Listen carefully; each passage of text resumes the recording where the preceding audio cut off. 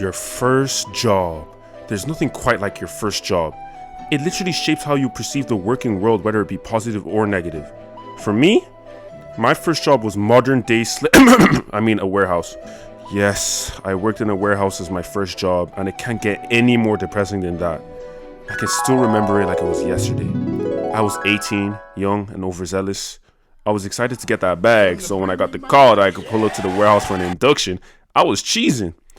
However, unbeknownst to me, the horrors and nefarious acts I would witness in that modern day purgatory scarred me for life. So let's talk about it. Well, for one, the pay in warehouse jobs are always good. I'm talking $14, $15 an hour. But it comes at a price. Your mental health. These niggas work you like a dog. You're literally breaking your back and knees for a payday. And I was just working there to get a new pair of shoes and to pay for my gym membership every month. But some of these people were there to feed their families. I'm talking grown men and women working 12-hour shifts just to put food on the plate. Like, huh? I could barely do 8-hour shifts without my feet deforming, but these niggas out here hustling. You gotta respect it, I ain't gonna lie, you gotta respect it. Why are warehouses so goddamn dirty? Like, why? Like, is that a default setting that comes with all warehouses? Do all the toilets have to look like Chernobyl mixed with every STD in existence? You want me to work, but I can't work when every time I want to go to the toilet, I don't know if I'll make it back alive.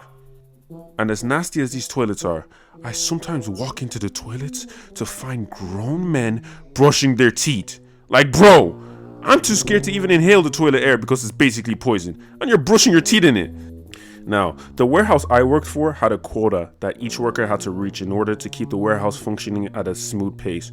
But the problem is, the things we were meant to be packing and arranging were scarce, which put all of us workers into a free-for-all death match.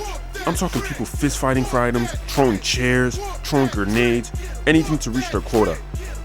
I remember one time I used to know the location of these t-shirts, and there was like 100 of them, so I could easily reach my quota. And I remember taking all of them and putting it on my basket, but then this elderly Somalian lady who only had like 2 items came up to me and she was like, Please, help me. I have kids. If I don't reach my quota, they will fire me, and me and my kids will starve on the streets. And I was like, that sounds like a you problem. And before you come for me in the comments, a lot of people do this to trick you into giving them your items, so I already knew she was lying. Oh, and for some reason, these jobs always hire immigrants for some reason. I guess white people just have it good, huh? Let me tell you all the story as to how I quit the job. So, one day I was in work, the usual, picking up heavy pallets, moving them around, breaking my back, for a payday, normal. And I was carrying this big ass pallet, and then I tripped, and it fell on my foot. So I'm there in pain, holding my now pancake-shaped foot, and I look up at the manager with tears in my eyes, in agony. I look at the manager, then the manager looked at me, looked at my foot, and said, get the fuck up and get back to work. So I dropped the pallet, dusted myself off, and limped all the way home. And I never looked back.